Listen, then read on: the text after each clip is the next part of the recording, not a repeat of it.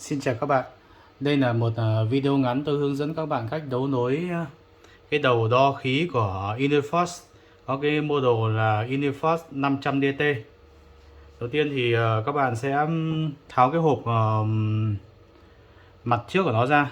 Đây là một cái cảm biến lại phòng nổ, cho nên là nó có một cái tấm che chắn ở mặt trước rất là chắc chắn. Để tiết kiệm thời gian thì tôi đã tháo những con ốc ra trước để các bạn đỡ mất thời gian xem video, nên tôi tháo ra nó nhanh gọn hơn. Nhấc cái mặt trước ra. Đây, ở trên mặt thì chúng ta có một cái bo mạch chính. Ở cái phần kết nối của nó thì các đầu ra in out thì đều ở dưới cái bo mạch chính cả. Các bạn có thể nhấc nó ra. Đây, ở dưới đây là trên kết nối. Cái đầu đo này có hai cái đường dây vào, đường dây bên phải và đường dây bên trái. Các bạn thuận tiện hướng đường dây nào thì các bạn có thể đi đôi đấy.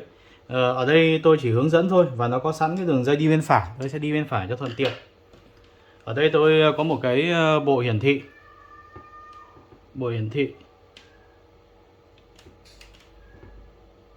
Đây là dây tín hiệu vào này.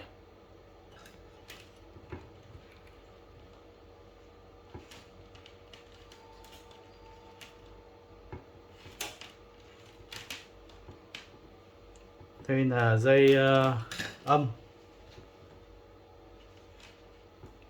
Và đây là dây dương. Tôi sẽ đấu dây dương trước để đỡ bị nhầm lẫn.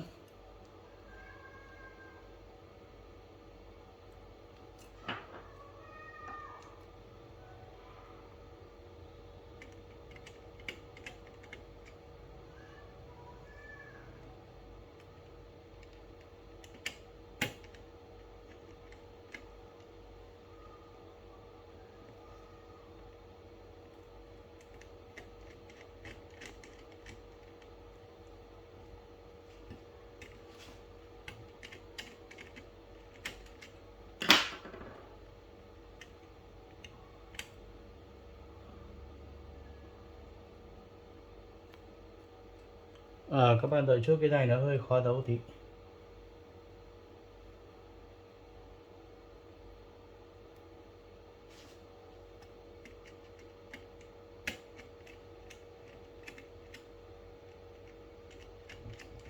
Ok.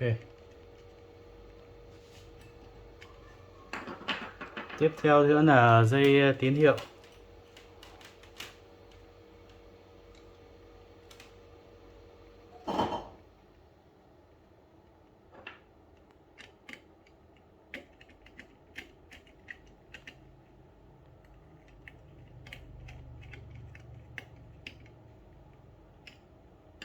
Và cuối cùng là dây âm nguồn.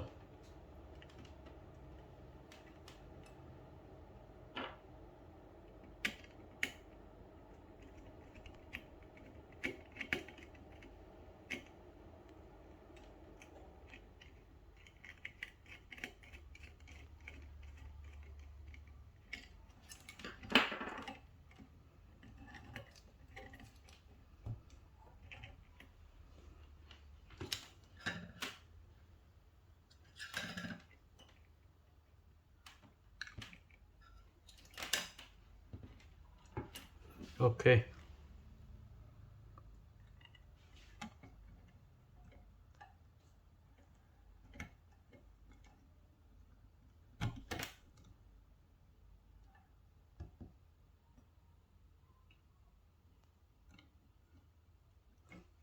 Sau đây tôi sẽ bật nguồn để test thử.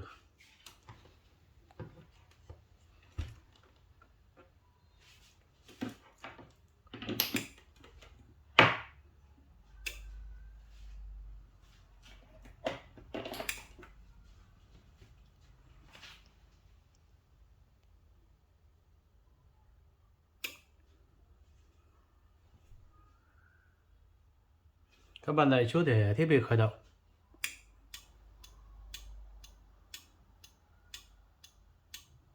Ok, bộ điều khiển đã khởi động xong và đầu đo khí bắt đầu cấp tín hiệu ra, đồng đồ hiển thị là 00. Bộ điều khiển đây tôi đang để 4 số kênh on, trên 3 kênh còn lại đang báo lỗi.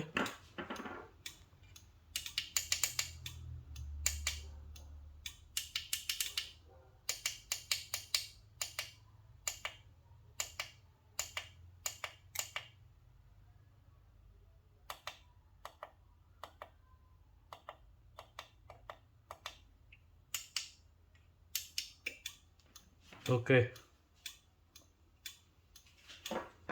Xin lỗi các bạn, tôi quên một bước quan trọng là lắp cái cảm biến vào. Các bạn đợi chút ạ.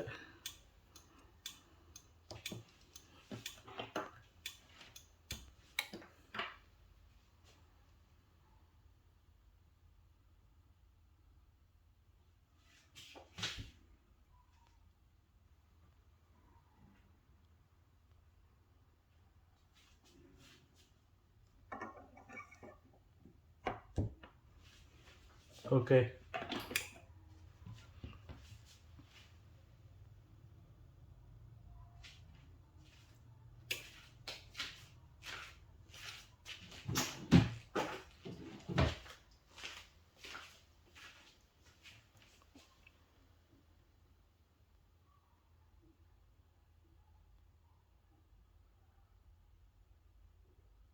Các bạn đợi chút để cái đầu đo khí nó khởi động phần mềm.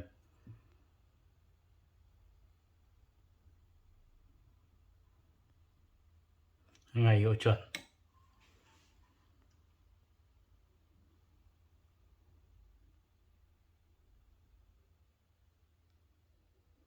Đây là hiển thị giải đo từ 0 đến 100% IOL và cái khí được hiệu chuẩn là isobutan. Nồng độ hiện tại là 2% isobutan. Chúng ta có cái độ sai lệch một chút giữa bộ điều khiển và đầu đo khí.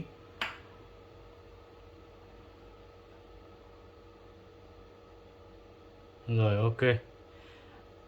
Theo như kinh nghiệm của bản thân cá nhân tôi thì đây là một cái loại đầu đo khí tương đối là nhạy. Cấu tạo dễ sử dụng, kể cả phần mềm của nó dễ sử dụng.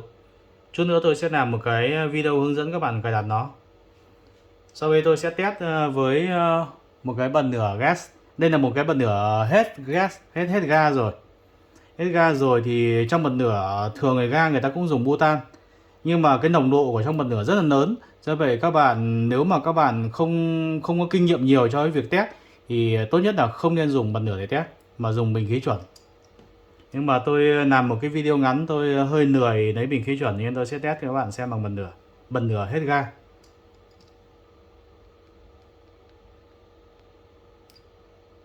Các bạn thấy nồng độ tăng lên rất nhanh. Đầu đo khí rất nhạy. Với đến 20% bắt đầu nó báo động. Nó chuyển trạng thái. Ở đây chuyển trạng thái thì không có nghĩa là trên cái đầu đo này nó sẽ báo động, mà nó sẽ báo động trên tủ. Đầu đo này có một số cái tiếp điểm ra để báo động, nhưng mà ở giới hạn trong cái ứng dụng này là mọi người sẽ không dùng đến, mà chỉ dùng báo động ở trên tủ thôi. Các bạn có thể lắp cái đầu nọc này vào để nọc bụi nhé. Đây, phụ kiện đi kèm của nó còn có đầu kết nối, đầu nối dây loại phòng nổ các bạn nhé.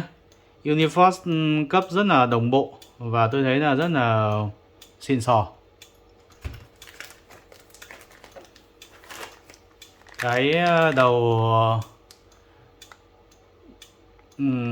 cái này gọi là water cap, nó dùng để chống nước, tôi nghĩ vậy.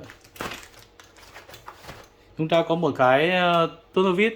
Tuner vít này có một cái nam châm ở đầu. Cái nam châm ở đầu này không phải để hút ốc đâu các bạn, là nam châm ở đầu dùng để cài đặt nhé. Đấy. Chạm nam châm vào thì chúng ta sẽ chuyển chế độ. Ok.